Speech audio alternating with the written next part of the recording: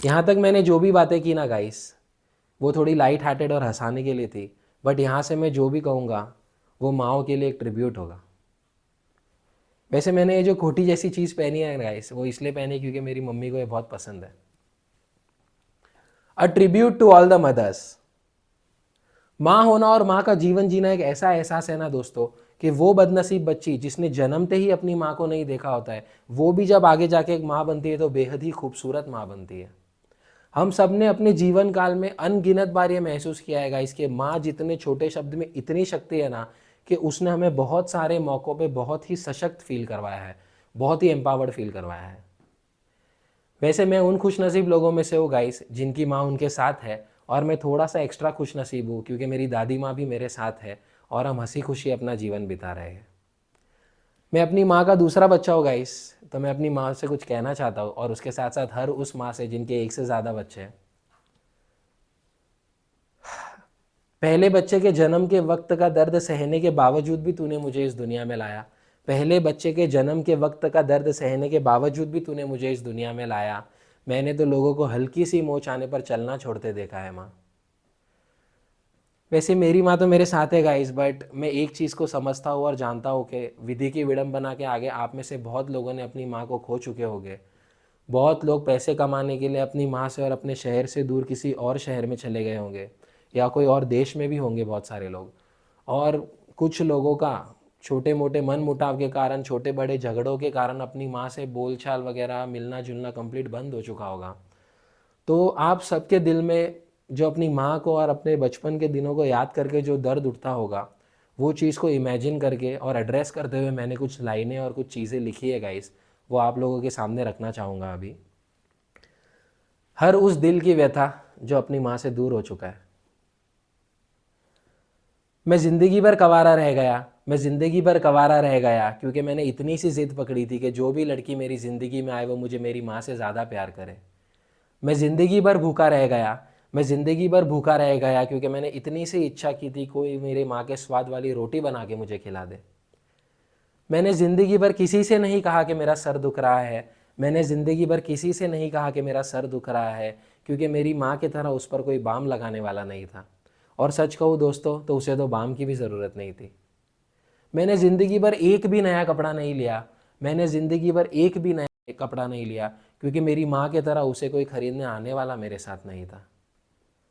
मुलायम से मुलायम तकिया भी मुझे चुभने लगा है, मुलायम से मुलायम तकिया भी मुझे चुभने लगा है, क्योंकि मेरा सर रखने के लिए मेरे पास मेरी माँ की गोद नहीं है।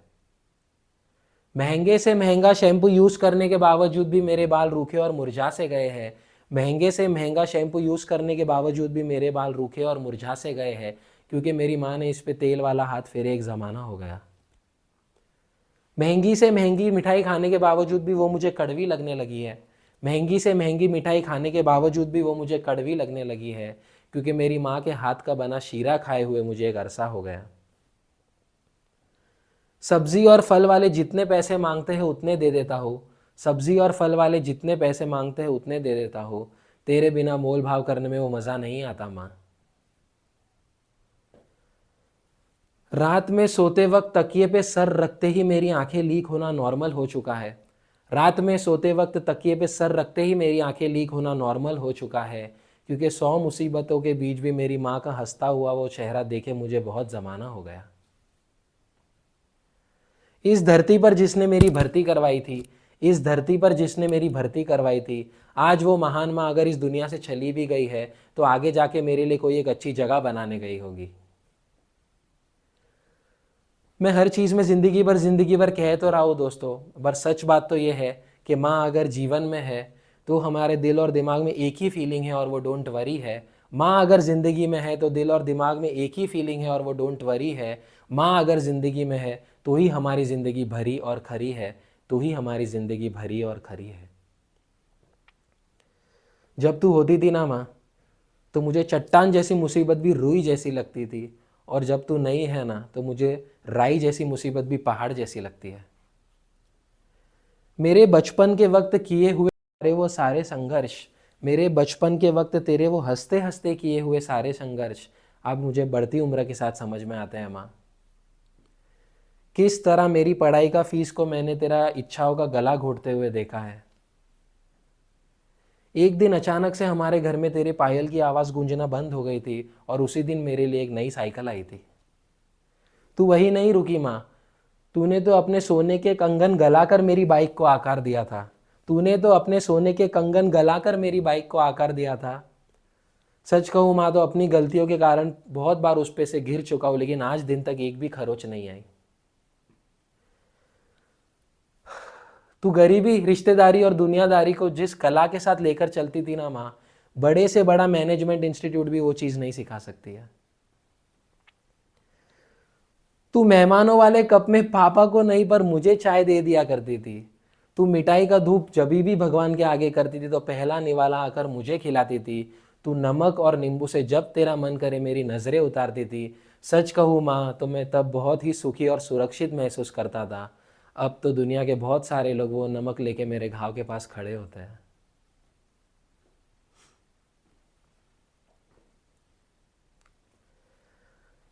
बचपन में मैं जब अपनी बहन से झगड़ा करता था तो मुझे हमेशा समझाती थी माँ। बचपन में जब मैं अपनी बहन के साथ झगड़ा करता था तो मुझे हमेशा समझाती थी माँ कि इसके साथ झगड़ा मत किया कर, जब कल को मैं नहीं रहूँगी तो यही तेरा ख्याल रखेगी। और सच कहूँ माँ, तुम्हारे जाने के बाद ये चीज़ मुझे महसूस हो गई और मेरी बहन मेरा बहुत ख्याल रखती है। सच कहूँ तो आपकी पूरी एक झलकी मुझे अभी अपनी बड़ी बहन में दिखाई देती है माँ। आज तू होती ना माँ, तो तुझे बड़े चाव से बताता कि जिस ड्रॉवर को तो मुझे हमेशा साफ करने कहती थी उसे मैंने कितना साफ रखा है, उसे मैंने कितना साफ रखा है।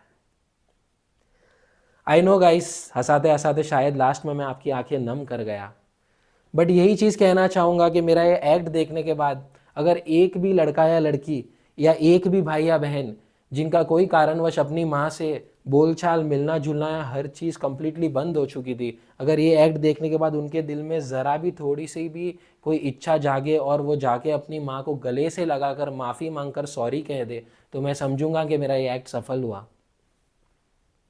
ये करते वक्त गाइस, अगर आपकी माँ आप पे हल्की सी भड़क जाए, थोड़ी सी चिढ़ जाए या कुछ कड़वे शब्द कह भी दे, तो उन कड़वे शब्दों को शहद समझकर आप उनसे फिर से गले लगाकर माफ़ी मांगकर यही कहना, सॉरी माँ, मैंने तुझसे चिढ़कर बात कर ली थी। सॉरी माँ, मैंने तुझसे चिढ़कर बात कर ली थी। दरअसल इस स्वार्थी दुनिया में आने के बाद मैं भूल ही चुका था कि तूने तो मुझे अपनी कोख में पनाह दी थी। तूने तो मुझे अपनी कोख में पनाह दी थी। तूने तो मुझे अपनी कोख में पनाह दी थी माँ।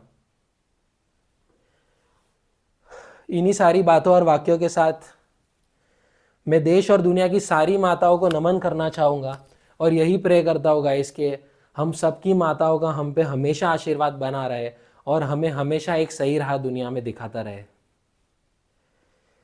आज मैं हर वीडियो की तरह ये कर लो वो कर लो नहीं कहना चाहूँगा गाइस। आई गेस आज थोड़े स्पेशल मोमेंट्स क्रिएट हुए हैं तो उसे मैं उसी तक रखना चाहूँगा और आप सबसे रिक्वेस्ट करता हूँ कि अपने माँ बाप का हो सके जितना और उससे 5 गुना ज़्यादा ध्यान रखिए। बस यही कहना चाहूँगा गाइस। बाकी हर बार की तरह इस वीडियो को एंड करता हूँ। Stay kind, stay happy, bye.